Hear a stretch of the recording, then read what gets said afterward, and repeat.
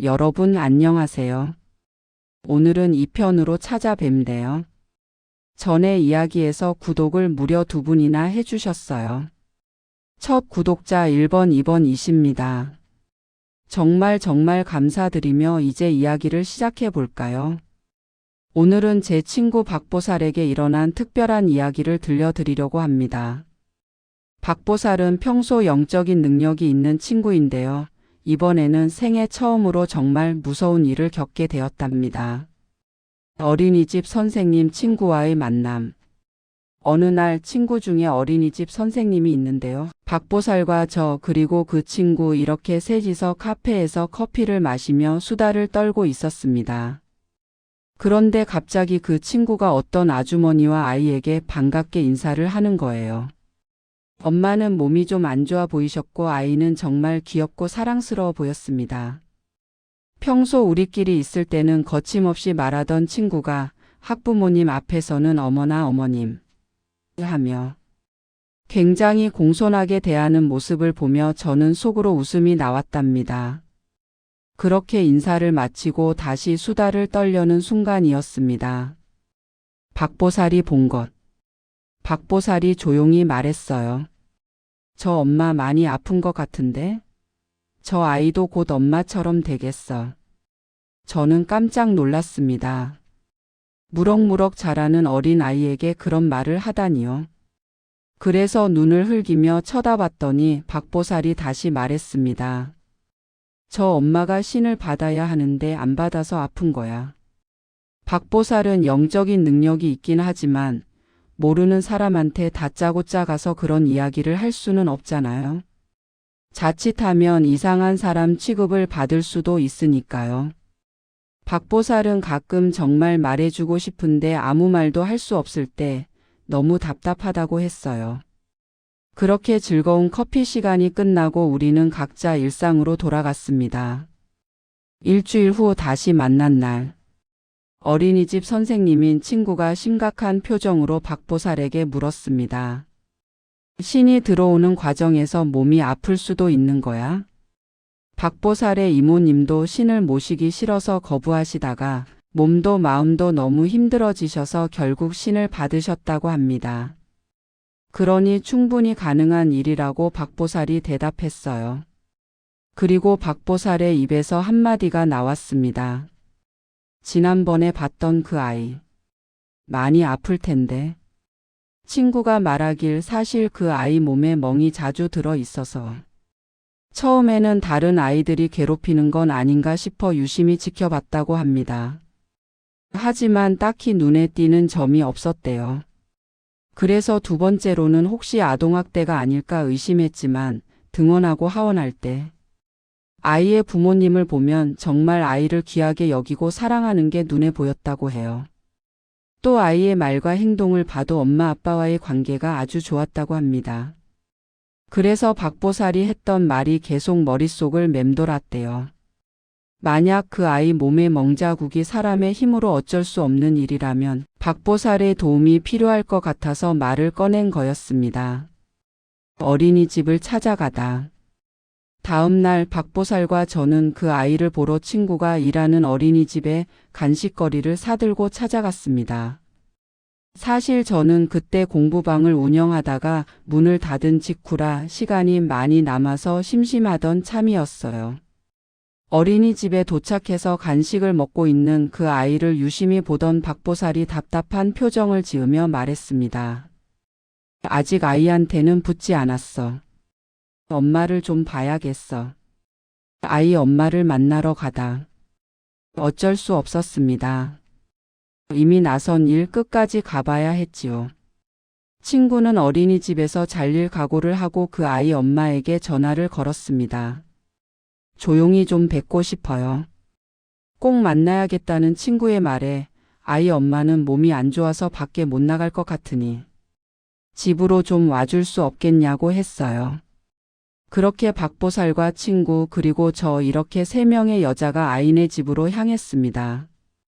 저는 그냥 박보살만 믿었어요. 늘 그래왔듯이 박보살이 지켜줄 거라고 생각했습니다. 초인종을 누르고 현관문이 열렸습니다. 생각보다 차분한 분위기의 집이었어요.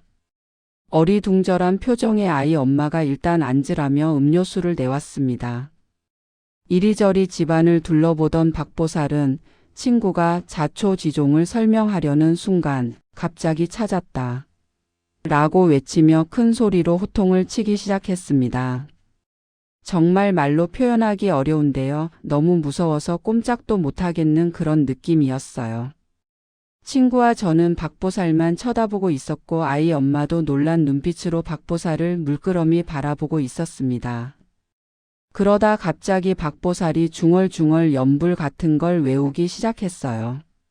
얼마나 지났을까요? 이번에는 아이 엄마의 눈이 이상하게 움직이더니 미친 사람처럼 발광을 하기 시작하는 거예요.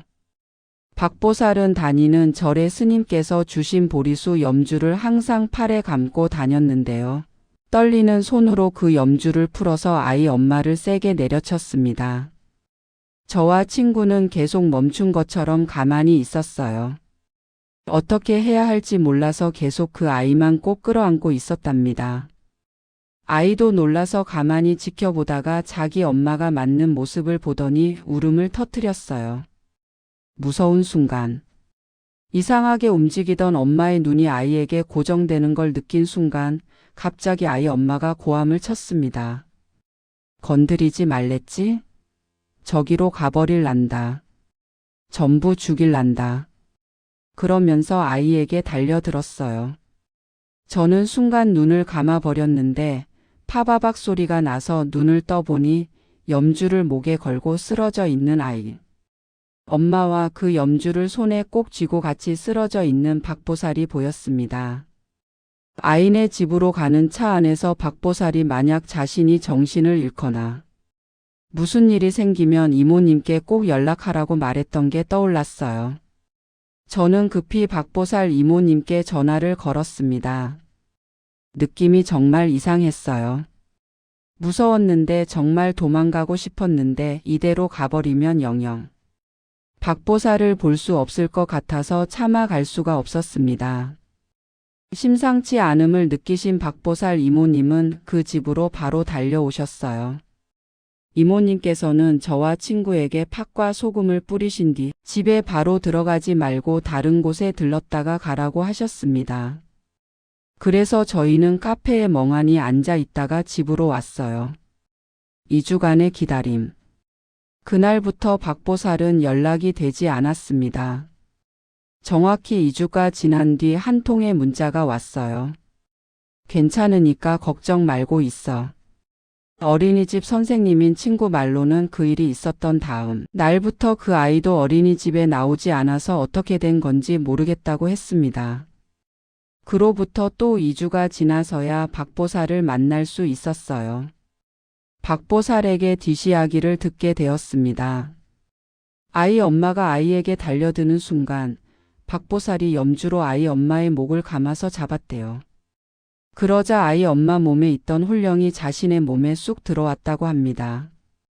박보살도 그런 경험은 처음이었는데 말 그대로 한순간에 쑥 들어오는 느낌이었다고 해요.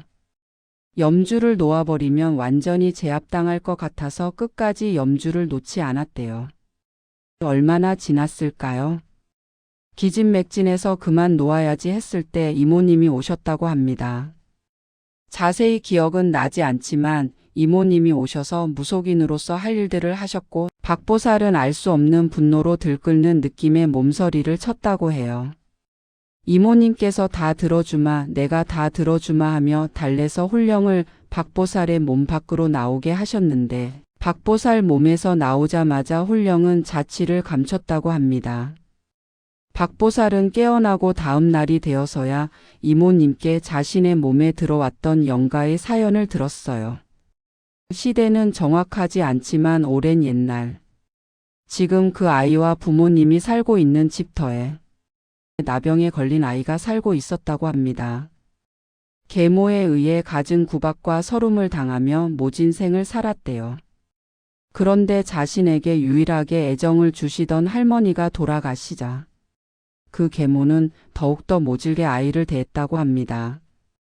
아버지가 친척 상가에 가신 어느 날 밤 방에서 잠을 자고 있던 아이는 뜨거운 기운에 눈을 떴는데 집이 불에 타고 있었대요. 나를 불태워 죽인 건 초전댁이야. 그 어린 영가는 박보살을 통해 온몸으로 울며 불며 계속 이렇게 말했다고 합니다. 나를 불태워 죽인 건 초전댁이야. 초전댁이야. 그날 저녁부터 박보살과 이모님은 다니시는 절에 머물며 그 불쌍한 어린 영가를 위해 천도제를 지냈다고 해요. 얼마나 원한이 많은 영가였는지 박보살은 아프지 않은 곳이 한 군데도 없었대요. 혀와 목구멍 근육도 꼼짝할 수 없을 만큼 아파서 며칠 동안 약간의 미움과 물만 삼키며 천도제를 지냈다고 합니다. 어린이집에 다녔던 그 아이 몸의 멍자국도 아이 엄마가 신을 거부하니 홀령이 괴롭혔던 거라고 했어요. 나중에 어린이집 선생님인 친구가 알아보니 아이 가족은 그 일이 있은 뒤 도망치듯 이사를 갔다고 합니다.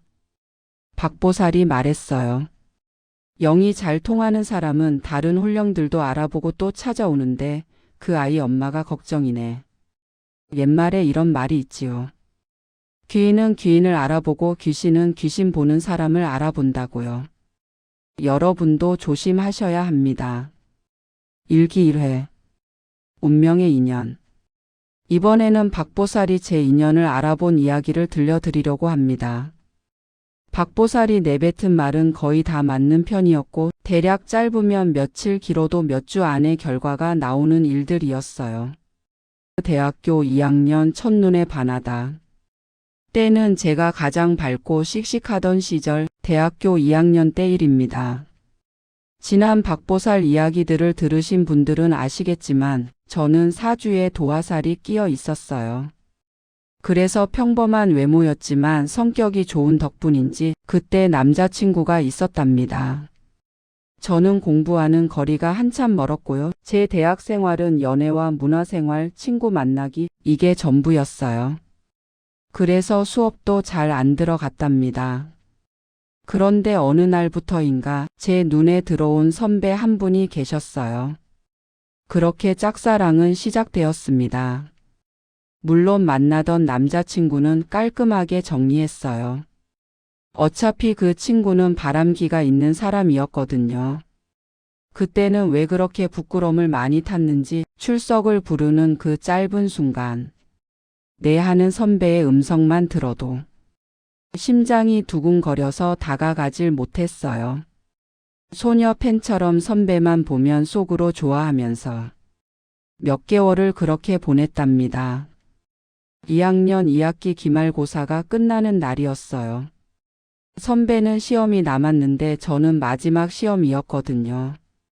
교수님이 들어오셔서 시험지를 나눠주고 계셨는데 늘 앞자리에 앉아 있던 선배가 보이질 않는 거예요. 저는 선배 걱정 때문에 시험지가 눈에 들어오질 않았답니다.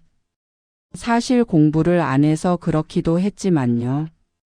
그렇게 얼마간의 시간이 흐르고 선배가 허둥지둥 들어왔어요.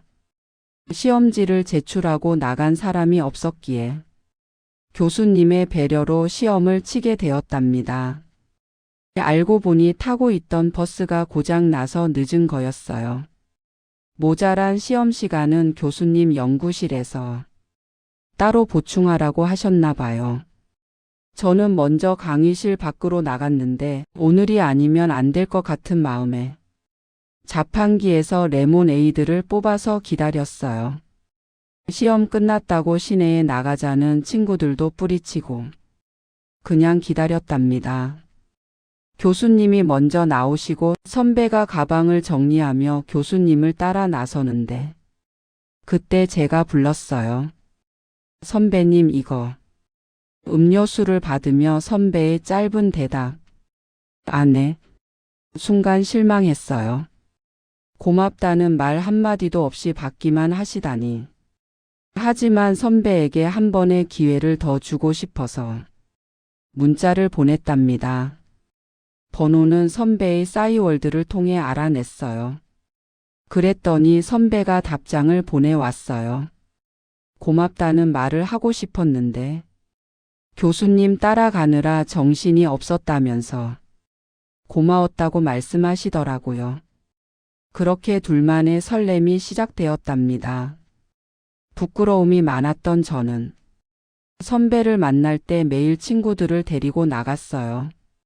나중에 안 사실이지만 친구를 데려와서 많이 답답했었다고 하시더라고요. 한창 설레던 그때 선배가 제가 사는 동네에 놀러 오셨어요. 제 친구들과 술자리를 가졌는데 선배도 피해갈 수 없었지요. 박보살의 날카로운 눈을 말입니다. 그날 선배와 헤어지고 나서 저는 박보살에게 물어봤어요. 어때? 나랑 잘 맞아? 나랑 인연이 될까? 바람기는 없어 보여? 폭풍 같은 질문을 쏟아냈지만 박보살은 빙그레 웃기만 하는 거예요. 제가 대답 없는 질문에 지칠 때쯤 박보살의 입에서 한마디가 나왔습니다. 일기일회야. 일희일비하지 마. 뭐라는 거야 짜증나게. 저는 그렇게 대꾸했지만 기억하고 있었어요. 일기일회 일희일비. 선배와는 그날 이후로 점점 멀어져만 갔어요. 저는 대답 없는 메아리에 지쳤고 선배도 학업에 열중하던 때였거든요. 그렇게 잦은 오해와 작은 서운함들로 길을 잃었지만 서로에 대한 어설픈 애틋함과 이루지 못한 것들에 대한 아쉬움이 마음속 한편에 자리 잡았어요. 언젠가 한 번은 꼭 다시 볼 사람이라는 걸 둘 다 알았기에 그냥 작은 추억들로 서로를 기억하게 되었답니다. 6년이라는 시간. 길다면 긴 세월이 흘러 어느 날 문득 저는 오랫동안 마음속에 쌓아두었던 숙제를 해야겠다는 마음이 들었어요. 그렇게 6년이라는 시간이 지나 선배의 싸이월드를 다시 열었답니다. 선배가 외국에 있다는 건 친구들을 통해 알고 있었어요. 지인에게 자신의 카카오톡 아이디를 알려준 댓글을 보고 무작정 친구 추가를 해버렸답니다. 저는 그동안 개명을 했거든요. 오빠 잘 지내? 라고 하니 누구세요? 라는 답장이 왔어요. 맞춰봐. 라고 했더니 제 이름을 기억하고 계셨어요. 이름 바꿨어? 잘 지냈어? 기억하고 있었구나. 선배가 저를 기억한다는 사실만으로도 기뻤어요. 성만 같을 뿐 다른 이름인데 제 성씨를 보면 가장 먼저 떠올리는 사람이 저라는 게 너무 기뻤답니다. 곧 한국에 온다며 한국 가면 얼굴 보자는 선배의 말에 또다시 가슴이 두근거렸어요. 다시 만난 날. 몇 개월의 시간이 흐르고 우리는 다시 만났습니다. 만나는 날 바로 바닷가로 드라이브를 갔어요. 소주 한 잔, 두 잔을 기울이며 마음속에 있던 말들을 하게 되었고요. 술 기운에 저는 고백 아닌 고백을 해버렸답니다. 우리 동네에 농협이 있는데 거기에 일하는 사람이 오빠랑 너무 비슷하게 생겼어. 그래서 나 오빠 보고 싶을 때마다 매일 그 농협에 가서 그 사람 얼굴 한참 쳐다보다가 왔어. 자주 갔다. 그랬더니 선배가 하는 말 조금만 더 늦게 왔으면 나 닮았다는 그 남자한테 너를 뺏길 뻔했네. 그렇게 선배와 저는 다시 설레기 시작했습니다. 집에 와서 박보살에게 다시 만난 소감과 여러 이야기를 전화로 하면서 물었어요. 그때 내가 말했던 일기래 일일비 이게 무슨 뜻이었냐고요. 그랬더니 박보살이 말했습니다.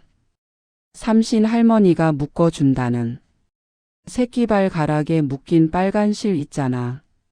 내 새끼발가락에 묶인 빨간 실 반대편에는 그 선배 새끼발가락이 묶여 있었어. 법정 스님 말씀을 빌려. 지금 이 순간은 생애 단 한 번의 시간이며 지금 이 만남은 생애 단 한 번의 인연이라는 뜻인 일기이래.